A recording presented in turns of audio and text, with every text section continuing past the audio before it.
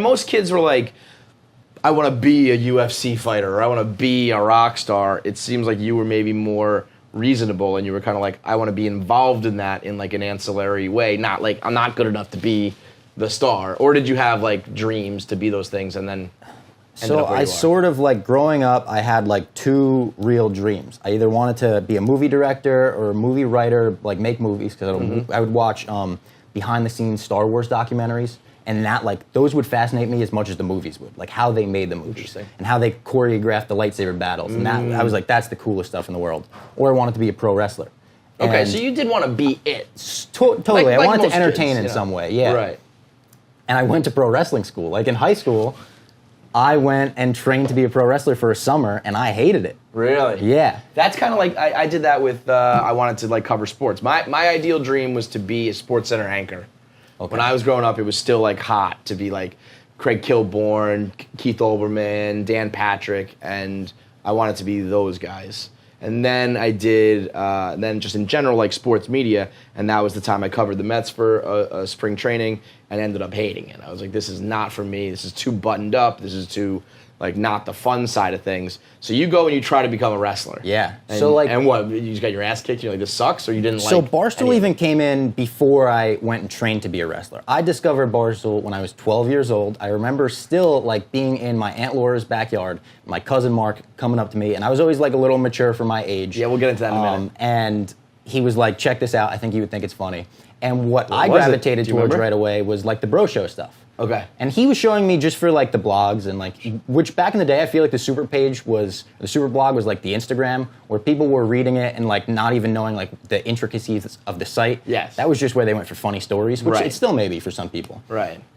But I was like, you guys are being paid to be friends. That's what it looked like to me. Yeah. I was like, I want to do that. So that's when like I started applying there.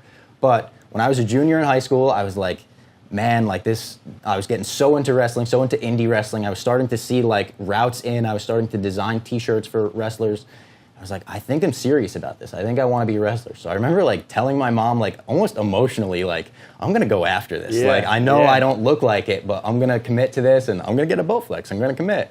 And I started going to the gym. What did Mama Fox say? Was she just like, okay, honey? She was so trying to talk me out of it. Her and my brother, who's a massive wrestling fan, was like, do not do that. Right. I remember my brother telling me, like, bro, he's a drummer. So he's like, I get to go up and have like 2 hours of glory on stage every night, and it's amazing. He's like, everything after that kind of stinks. He's like, you know, you don't get any reward after that. He's like, you would get 10 minutes of beating yourself up a night, and then everything after that stinks. So they were trying to talk me out of it. I was like, just let me go to wrestling school.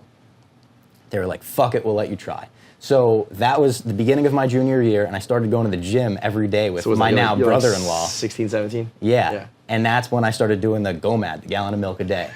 And I went from like 126 pounds to like almost 160. And the weight was like shit. But I didn't look like ripped. Like no. I looked big enough where people in gym, I remember changing in gym and kids noticing, and I remember that made me feel so good. I was like, oh shit. Were you working out at the same every time? Day. Yeah, like so it was muscle, it wasn't just like fat. Totally, yeah. I was going to the gym every day.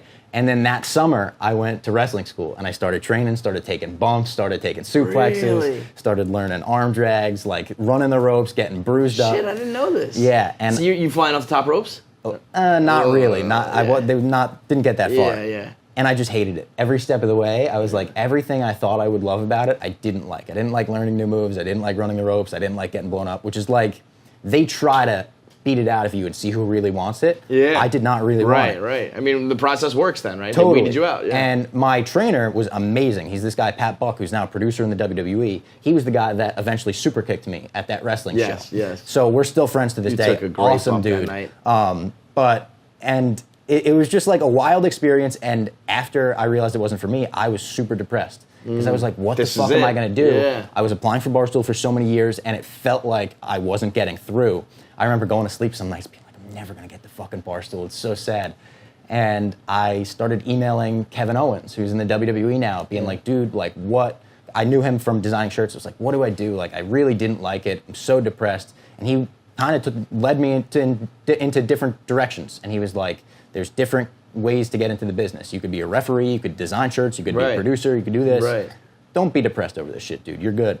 So he helped me out a lot there, and from there, I kept applying to Barstool. And why did he take, like, why, out of everyone who's probably emailed him and tried to take an interest, was he not that big at that point? Was he, like, how did you jump out and actually get him to reply and take you seriously? I think I was designing shirts for him at the time. He liked my designs, and he had 2 young kids. And you just sent them, by the way? Yeah, I would just send him. He them. didn't say you're commissioned for these. It was just like, Totally. Here you go. I was drawing them with my finger on my iPad, just trying to. My thing was like, I want to be friends with these guys. Yeah. That was like all I wanted to do. I didn't want anything in return. It's like I want to be friends with these guys. I want to be in the mix. Like it seems awesome. You said you wanted to get into the shows, right? Totally. I'll design you a shirt. Just give me a ticket to your show. Get me a ticket to your show, and I will design you as many shirts as you'd like. And I designed him a few shirts, and I saw like his kids would be into like I think Monsters Inc. or something. So I drew a thing of him as like Sully and his kids as like Mike and Boo. And immediately he was kind of like appreciative of that. Right. So we got emailing back and forth, and now like we text almost every day. I feel like he was the last guy I went out with before the pandemic. We went to a Ranger game together, and then the pandemic hit like the next day. I remember saying to him like, "Yeah, they're saying WrestleMania might get canceled. Could you Please imagine? imagine that." Yeah.